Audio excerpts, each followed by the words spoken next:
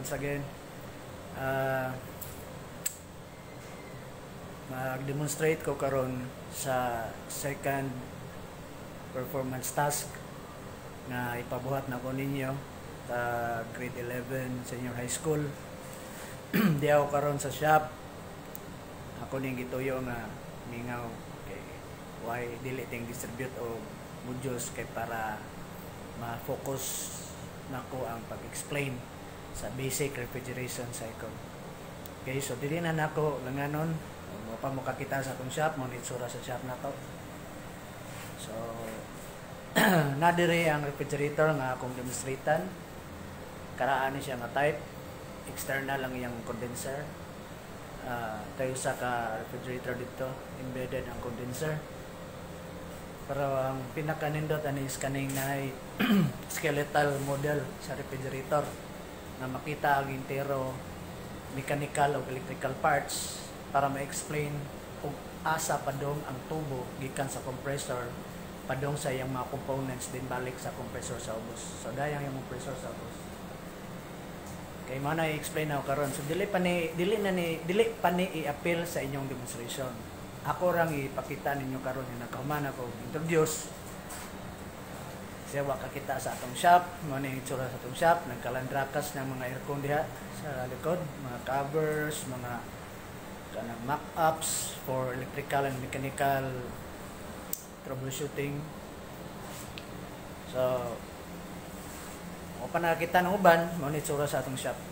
So katong nakita na siguro familiar na yun.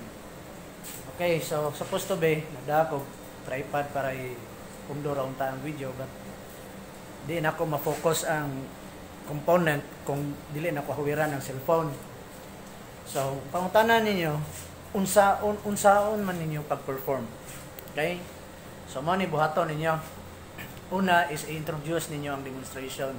So musulti mo, sir, good morning. This is the basic refrigeration cycle. Ano siya. So then next is i-introduce ninyo ang 4 major components sa refrigeration system. So first is the compressor.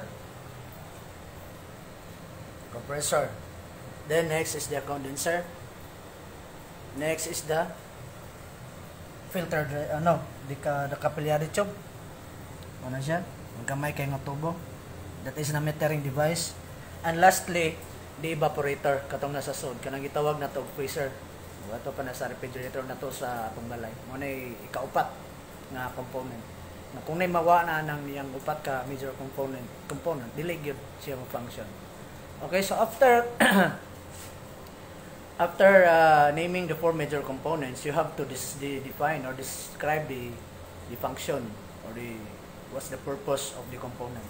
So second is you have to explain the purpose of compressor. So mingon din ka, compressor is the heart of the system. It will serve as a pump of the system. It will pump the refrigerant or it will compress the refrigerant to the discharge line. Okay?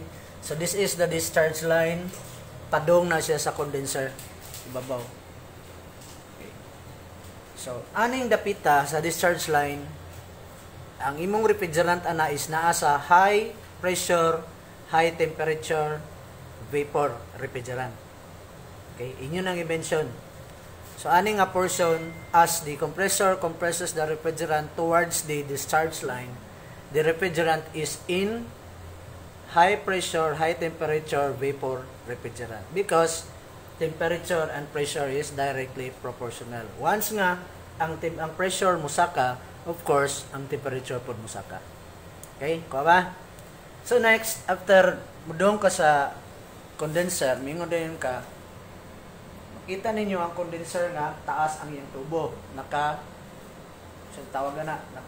balik-balik siya, taas ang gidaganan ba? So gituyo na siya nga taas ang daganan sa refrigerant because as the refrigerant goes a long way, the pressure decreases. Di ba? Murag hose ba? Na kung kintahay magkalayo ang daganan sa tubig, magkahinay ang pressure sa dapit na sa tumoy. Pero kung diri pa dapit sa punuan, sa gigikanan sa tubig, mas taas ang pressure na niya.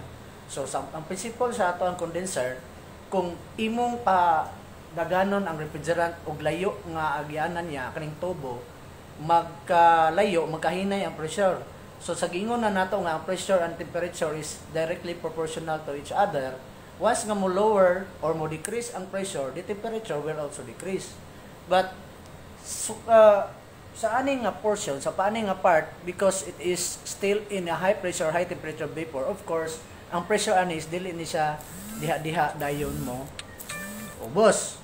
Mo kuan na siya, mudagan og layo, taas padong dire. So, ang iyang temperature na gikan sa init, magka us-us ang iyang temperature. Hindi po siya ingo nga bugnaw kayo, but mo lower lang ang temperature. Once mo lower ang temperature, ang mahitabo sa imuhang refrigerant ana is mo condense siya. Ngano man? Because the heat that is being kanang accumulated in the condenser, kay mo init man ni dire, maka-feel na mo init siya. I-reject na dire tungod sa palibot nga hangin. So i-reject ang init, tapos ang iyaha pag yung pressure ning us-us, so ang iyahang vapor nga refrigerant ani maghinay-hinay og change into liquid. So mo na principle na mo nang gitawag ni siya og condenser, because condensation is the process where the vapor change into liquid. Mo ni process of condensation, di ba? Na nasa science ninyo. So mo nang gitawag siya condenser. So ani mahitabo ang refrigerant gikan sa vapor mo change siya hinay-hinay into liquid. So ani nga portion no sa duol pa siya vapor pa siya ani, then magkalayo siya, magpadong na siya dire sa kaning filter dryer, mo kuan na siya, magka-liquid na siya. So ang process na is gikan sa vapor to liquid, mo na gitawag og condensation. So mo na gitawag siya condenser. Okay? So pag-abot niya sa tumoy na sa condenser, nigsod siya sa ilawom, nasa secondary condenser sa ilawom para mahimong heater sa body, para gihimo siyang heater sa body para ma-avoid og sweating sa entire cabinet. Paggawas niya dire sa pikas na side, dire sa ilawom, ari na siya padong sa filter dryer. Mo ni filter dryer niya. So sa original nga klase nga unit gikan pa sa factory, mo ni gitawag og soldered type nga kanang filter dryer. So ako ray pakita ninyo ron ang usa ka klase nga filter dryer adto sa skeletal model. So gikan dire sa filter dryer, ang atong refrigerant ani is nasa liquid form na. Pero ang iyahang pressure ug temperature is ning lowered na siya, but still in a high side nga line sa ato ang system, refrigeration system. So gikan didto na high pressure, high temperature vapor, nahimo siya diring high pressure, high temperature liquid. So vapor didto, nahimo siyang liquid. Pagsud niya dire, gisala siya or gi-screen out siya sa filter dryer. Nganong i-screen out man siya? In case nga naay moisture or naay mga gagmay nga mga particles nga musod sa condenser or sa system, ang filter dryer mao'y musala sa mga anang mga particles, mga buling-buling. Kay para inagabot niya diri sa capillary tube nga pinakagamay kaayog buho, walay mubara or dili siya makababag. So pasabot, ang purpose sa filter dryer is para salaon tanan diri ag unsa nga mga hugaw nga bisag unsa nga pino nga hugaw para entero liquid nga refrigerant ra gyud ang muagi diri, walay makabara sa atong capillary tube. Imagine na ang atong capillary tube, pino na kayo. Di ba? Oh. So kung kana kay pino kayo na, imagine bisag usa ka gamay nga abog ana, bara na diretso. Moisture mo bara na diretso. So, mga kinahanglan i-screen out siya una sa atong filter dryer. Pagkahumana na, moagi siya so imagine na to nga gikan siya sa dako nga tubo, ang condenser, tumoy sa condenser, musod siya kalit sa gamay nga tubo, which is the capillary tube. So what will happen to the pressure? Ang pressure niya is mo drop. There will be a pressure drop. So if there will be a pressure drop, of course mo drop pod ang temperature. So after the filter dryer, the temperature changes. The pressure and the temperature changes. Mo drop gina siya. So makita na ninyo sa mga animation videos nga akong i-send ninyo sa ato ang Facebook virtual classroom, makita ninyo na sa video, ma-explain na further dito. Sa ako lang dire is, unsang pag-demonstrate ninyo. Pwede ra bisayaon ninyo sa inyo lang pagsabot. So after sa ato ang capillary tube, musaka siya padong sa gataban siya kauban sa suction line. So gataban siya kauban sa suction line. Then gibutangan siya insulator sa kuyog sa suction line siya padong balik sa compressor kani siya suction line ni. Aganihan discharge line man to katong pikas. Karin mo suction line. Suction meaning suyop, discharge meaning buga. Di ba? So buga siya dito, suyop siya dire or higop, dili suyop nga lain ha. Okay, so ari siya ning saka siya uban sa suction line padong dito sa likod. So kung kani nga model ang atong gamiton for demonstration, kani actual nga refrigerator, di gyud nako ma-explain ug unsa ang sulod sa evaporator kay nas tabunan man siya sa atong cabinet sa aning unit nga tinuod. So mao na nga naatay kanang skeletal model or skeleton model sa ato ang refrigerator para makita nato ang sod sa evaporator. So asa na matadapita to? Gikan ta sa condenser. Condenser mo ni gitawag nato og flare type nga kanang filter dryer. Katong ganiha na sa original pa nga unit mo to gitawag og solder type. Solder type or solder may yung pronunciation na or welded type pareho na sila. Pero kaning ni-repair na ang gamiton na nato na inagpuli is flare type kay para dili siya na lisod itaod sa mga beginners. Pero sa mga professionals, they will use the solder type or welded type. Pero sa mga parehas ninyo nga practitioners, ari sa ta magsugod sa flare type kaysa yung right itaod. Okay? So after ana, nakita nato nga ning dome ning sod siya, nahimo siyang gikan siya sa condenser, paggawas niya sa pikas gisala siya ani sa filter dryer, gigawas siya padung sa capillary tube. So ako nang gingon gipakita niyo giniha nga ato siya mokuyog sa suction line. So kanay siya ning lukot siya da sa suction line padung dito sa ibabaw. So sa may tabo na gikan diri sa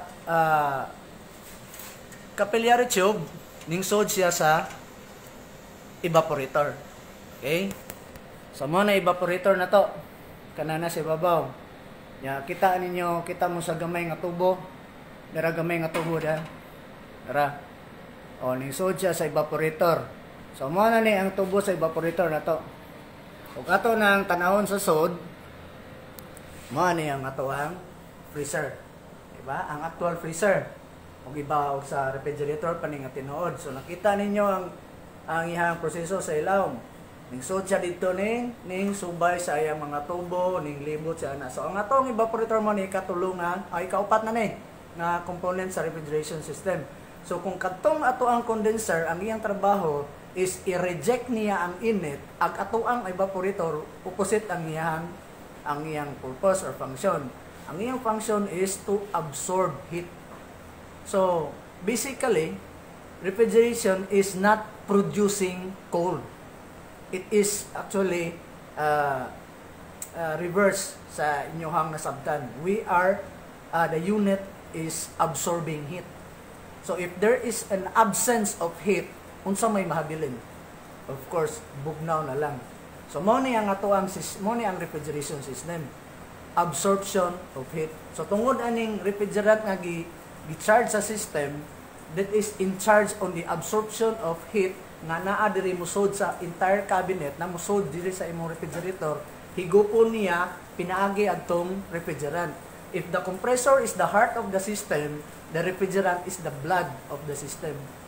So kung wala ang heart, wala ang blood, patay ang inyong system. Okay? So may tabo na natay utilyanes. So sample ni siya atong pagpabugnaw na mo ani pag-testing.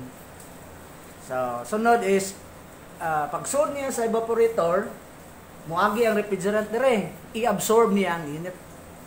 So while gi-absorb niya ang init, unsa may mahabilin? Of course, bugnaw na lang. So wala init, gikuha niya ang init sa sod. So ani madunggan ninyo ni sa sod nga maghaguros ng iyang refrigerant. So iyang i-absorb, then balik ta sa likod. Inagbalik sa likod, atong makita ang iyang entrance sa refrigerant katong naay capillary tube.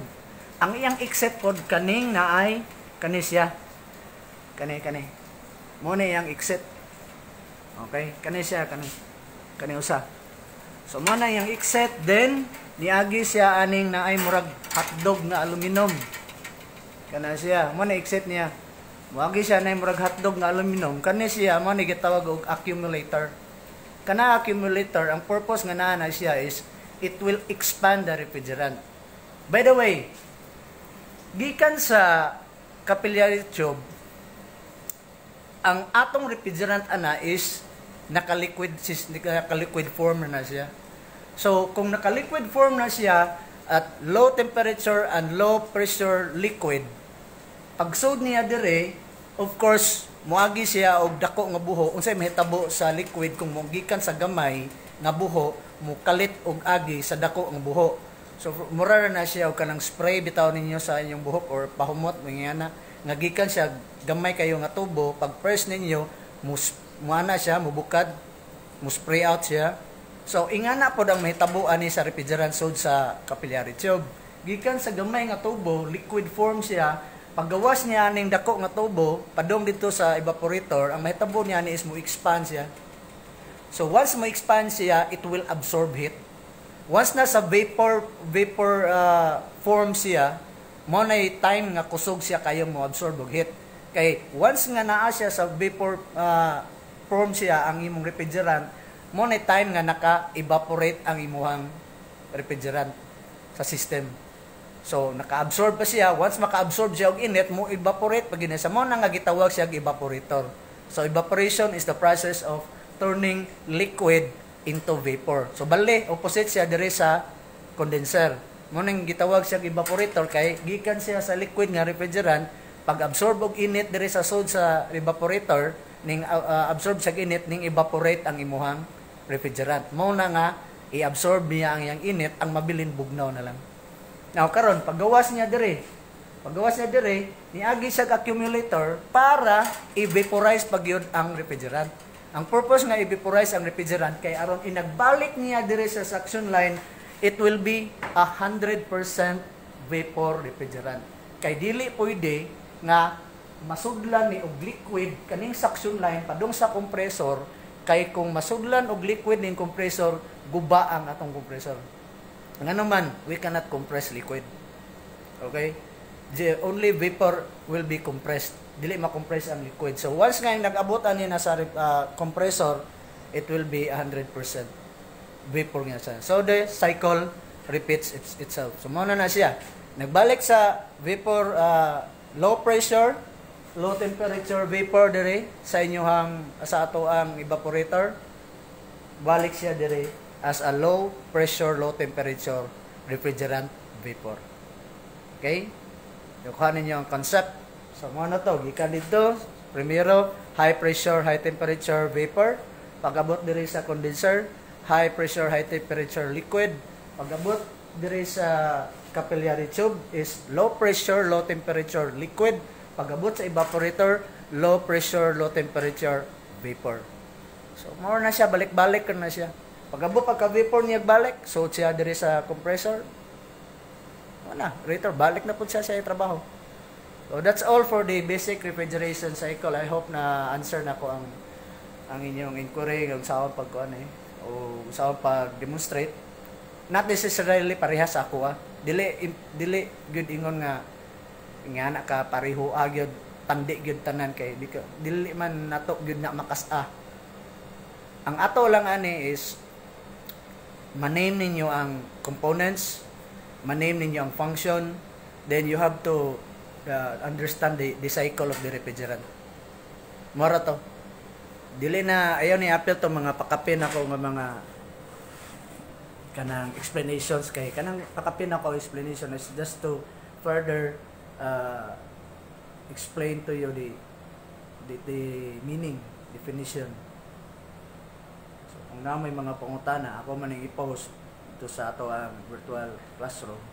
Comment lang mo dito kung na may mga pangutana o sa atong group chat.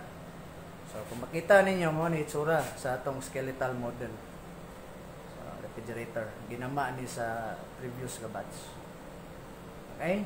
So siguro it's already almost 20 minutes. So time siguro by 20 minutes ako na ni ikato. So mauro to tanan, Salamat og palihog subayan ninyo nga video.